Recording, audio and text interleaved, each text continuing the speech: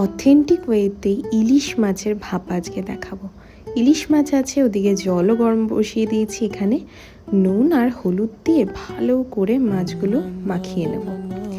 এবার লাগবে আমাদের পোস্ত বাটা, যেটা আমরা ভালো করে মিশিয়ে দেব, নারকেল বাটা, আর লাগবে সর্ষে বাটা, সামান্য পরিমাণে একটু পাউডার সুগার। এবার একটা টিফিন বাটি নেবে, একটু ওই গ্রেভিটা দিয়ে দেবে, তারপরে মাছগুলোকে সুন্দর করে প্লেস করে দিয়ে দেবে। আর উপরে কিন্তু চেরা কাঁচা লঙ্কা দিতে একদম ভুলবে না।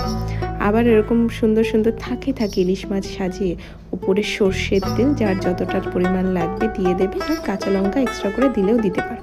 এবার ঢাকনাটা খুব ভালো করে বন্ধ করে দেবে, আর গরম জলের মধ্যে ঢাকা দিয়ে বেশ ব্যাপারটাকে ভাপে হতে দেবে।